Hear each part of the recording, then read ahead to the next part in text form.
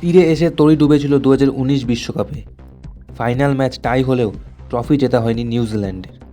সেই একই ঘটনা যদি আবারও ঘটে নিউজিল্যান্ডের সঙ্গে, তাহলে ব্যাপারটা কেমন হয়? আবারও যদি টাই হয় খেতাবি লড়াই, তাহলে কিভাবে নির্ধারিত হবে চ্যাম্পিয়ন্স ট্রফির চ্যাম্পিয়ন?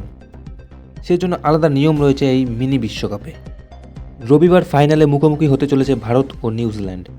গোটা টুর্নামেন্টে দুরন্ত ফর্মে ছিল দুই দলই। গ্রুপ পর্বে একবার মুখোমুখি হয়েছিল তারা, সেই ম্যাচে জিতে যায় ভারত। তবে ফাইনালের লড়াই একেবারে অন্যরকম। কিন্তু সেই হাই ভোল্টেজ ম্যাচে নির্ধারিত সময়ের মধ্যে যদি দুই দলই সমান রান তোলে, তাহলে ফলাফল কিসের ভিত্তিতে হবে?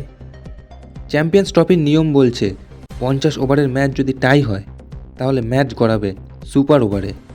যতক্ষণ না ম্যাচের ফলাফল হচ্ছে, ততক্ষণ সুপার ওভার খেলবে দুই দলই। তার জন্য প্রয়োজন পড়লে একাধিক সুপার ওভার খেলানো হবে।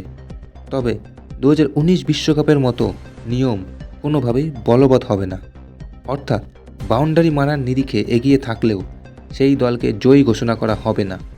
সুপার ওভারে যে জিতবে, ট্রফি তারই হবে।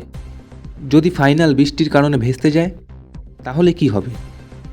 9 মার্চ খেলা না হলে 10ই মার্চ না মাঠে নামবে দুই দল।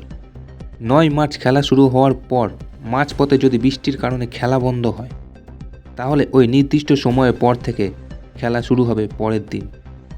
সেদিনও যদি ম্যাচের নিষ্পত্তি না হয়, তাহলে ট্রফি ভাগ করে দেওয়া হবে দুই দলকে। 2002 সালে এভাবেই যুগ্মজয়ী ঘোষণা করা হয়েছিল ভারত ও শ্রীলঙ্কাকে।